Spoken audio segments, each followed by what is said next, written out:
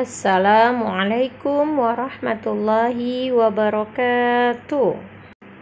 Apa kabar anak-anak ibu kelas 4 semuanya? Semoga semuanya sehat dan masih semangat dalam menerima pembelajaran hari ini dan seterusnya insyaallah. Amin ya rabbal alamin.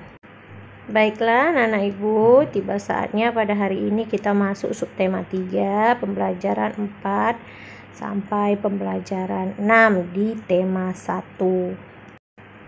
Artinya untuk tema 1 ini kita akan selesai dan nanti akan dilanjutkan ke tema 2. Sebelumnya tentu akan ada evaluasi, yaitu ulangan tema 1 ya nak. Ibu harap anak-anak ibu sudah mempersiapkannya, diulang-ulang lagi pembelajarannya di rumah untuk pembelajaran tema 1. Baiklah, seperti biasa sebelum pembelajaran dimulai kita berdoa dulu ya. Bismillahirrahmanirrahim. Raditu billahi rabba wa bil islami dina wa bi Muhammadin nabiyya wa rasula. Rabbi zidni ilma warzuqni fahman wa amalan salihan. Amin ya rabbal alamin.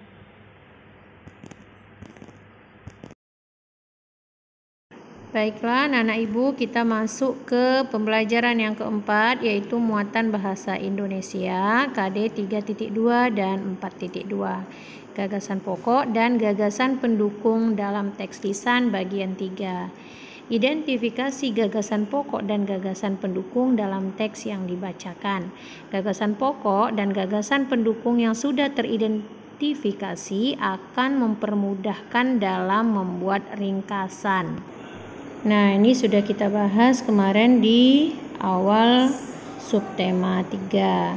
Oke, kita lanjut ke pembelajaran yang kelima, yaitu muatan SBDP KD 3.3 dan 4.3. Hal-hal yang harus diperhatikan saat pementasan tari.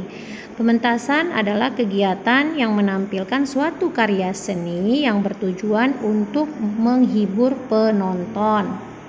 Nah, ini bisa anak-anak ibu lihat di halaman 65 buku pena 4A-nya ya. Nah, selanjutnya kira-kira apa saja yang perlu diperhatikan sebelum mementaskan tari? Nah, yang pertama adalah gerakan-gerakan dasar tari harus dihafalkan dengan baik. Nah, kemudian yang kedua, kelengkapan tari juga harus dipersiapkan dengan cermat.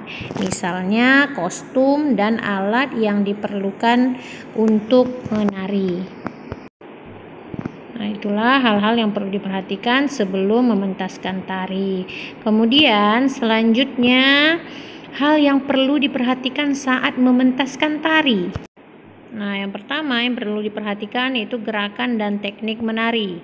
Semua gerakan saat menari harus sesuai dengan ketentuan tarian. Sikap tubuh sesuai dengan tarian yang dibawakan. Kemudian gerakan yang dibawakan sesuai dengan irama. Nah, terakhir gerakan yang dibawakan sesuai dengan tempo tarian sehingga tarian yang ditampilkan harmoni.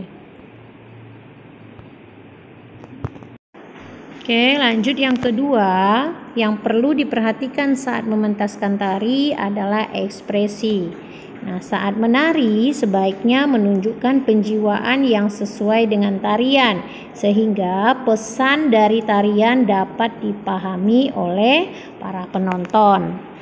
Nah, itulah tujuan dari ekspresi.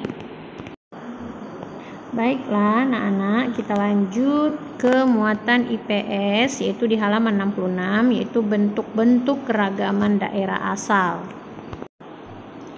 Keragaman dari setiap daerah meliputi yang pertama yaitu suku bangsa, kemudian yang kedua bahasa daerah, yang ketiga rumah adat, yang keempat pakaian tradisional, yang kelima alat musik, dan yang keenam ada keragaman agama. Nah, inilah bentuk-bentuk keragaman daerah asal khususnya di Indonesia. Baiklah anak-anak ibu, ini contoh dari keragaman daerah asal, misalnya di Provinsi Jawa Tengah. Contohnya bahasa daerah yang digunakan adalah bahasa Jawa. Nah, rumah adatnya adalah rumah joglo.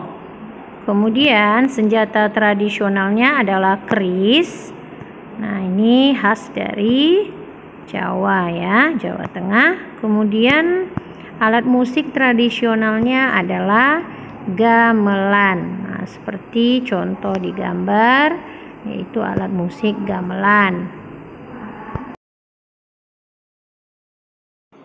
Baiklah anak-anak ibu, kita lanjut ke pembelajaran yang ke-6, yaitu muatan PPKN. Ini anak-anak ibu bisa lihat di halaman 67 buku Bupena 4A-nya. Keragaman permainan tradisional di Indonesia. Indonesia kaya akan keragaman permainan tradisional.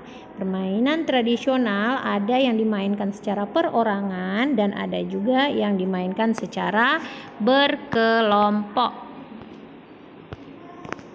Berikut mari kita lihat contoh-contoh permainan tradisional baik yang dimainkan secara perorangan atau kelompok. Nah, yang pertama ada permainan tradisional perorangan yaitu engklek. Ya, terlihat seperti di gambar.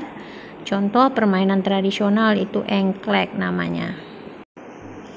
Nah, yang kedua permainan tradisional enggrang. Ya, ini perorangan juga. Ini contoh di gambar, ada beberapa anak yang ikut berlomba permainan enggrang.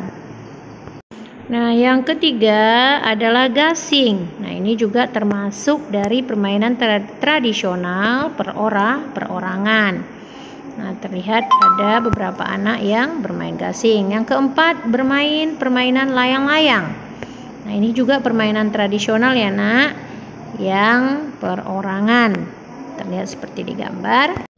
Nah, kita lihat lagi permainan tradisional berkelompok. Ini ada namanya permainan bentengan. Nah, ini dimainkan secara berkelompok. Kemudian yang kedua yaitu nama permainannya ular naga. Nah, dalam permainan kelompok ini harus bekerja sama agar dapat memenangkan permainan. Tentu harus bekerja sama. Baiklah anak-anak, kira-kira apa saja ya manfaat permainan tradisional ini? Mari kita lihat sama-sama manfaat memainkan permainan tradisional. Yang pertama adalah melestarikan budaya bangsa Indonesia. Yang kedua, berolahraga sambil bermain. Berolahraga menyehatkan tubuh dan bermain membuat hati kita gembira. Nah, yang ketiga, melatih kesabaran, misalnya bermain secara bergantian. Yang keempat, melatih bekerja sama saat bermain secara berkelompok.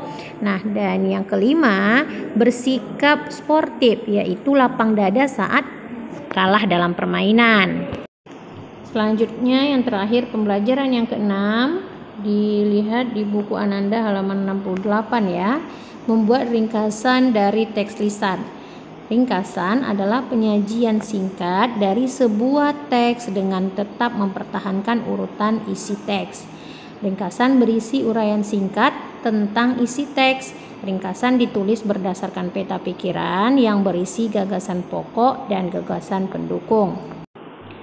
Ringkasan adalah penyajian singkat dari sebuah teks dengan tetap mempertahankan urutan isi teks. Nah, ringkasan berisi uraian singkat tentang isi teks, kemudian ringkasan ditulis berdasarkan peta pikiran yang berisi gagasan pokok dan gagasan pendukung. Ya, Ananda bisa lihat di halaman 68 di buku Bupena 4A-nya.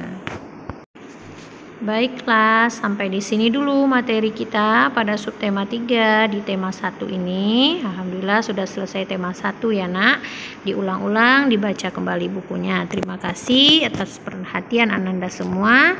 Semoga Ananda semua selalu sehat dan dalam lindungan Allah Subhanahu wa taala. Tetap semangat belajar di rumah.